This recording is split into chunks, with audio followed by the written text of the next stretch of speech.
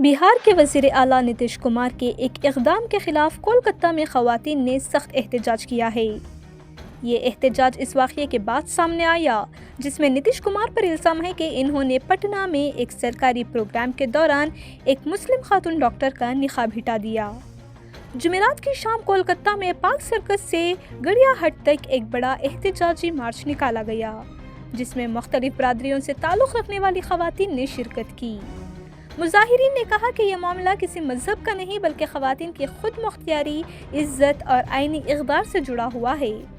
انہوں نے وزیر اعلیٰ نتیش کمار سے عوامی معافی کا مطالبہ بھی کیا ہے۔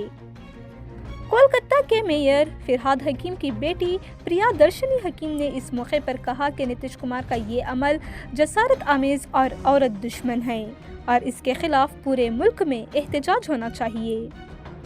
یہ واقعہ پیر کے روز بہار سکریٹریٹ میں آیوش ڈاکٹروں کو تقرری کے خطوط تقسیم کرنے کی تقریب کے دوران ہوا، جہاں وزیر اعلیٰ نے خاتون ڈاکٹر کے لباس پر سوال اٹھایا اور مبینہ طور پر ان کا نقاب ہٹا دیا۔ اس واقعے کے بعد ملک بھر میں شدید رد عمل دیکھنے میں آیا ہے۔ دوسری جانب پی ڈی پی کی رہنما التجا مفتی نے سری نگر میں پولیس میں شکایت درج کراتے ہوئے نتیش کمار کے خلاف FIR درج کرنے کا مطالبہ کیا ہے۔ ان کا کہنا ہے کہ اس عمل سے مسلم خواتین کی عزت، خود مختاری اور شناخت کی خلاف ورزی ہوئی ہے۔ انہوں نے یہ بھی الزام لگایا کہ اس واقعے سے دیگر مقامات پر شرپسند عناصر کو حوصلہ ملا ہے اور بعض سیاسی رہنما اس عمل کی مذمت کے بجائے اس کا دفاع کر رہے ہیں۔ ادھر حریت کانفرنس کے چیئرمین میرویس عمر فاروق نے بھی اس واقعے کی سخت مذمت کی ہے۔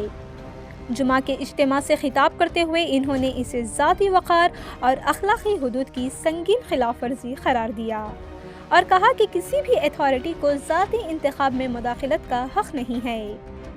عمر فاروق نے بھی وزیر اعلیٰ نتیش کمار سے غیر مشروط معافی کا مطالبہ کیا ہے۔ ناظرین، اس معاملے پر ملک بھر میں بحث اور رد عمل کا سلسلہ جاری ہے۔ اس معاملے کی مزید تفصیلات کے لیے دیکھتے رہیں ڈیلی سالار اردو ڈیجیٹل۔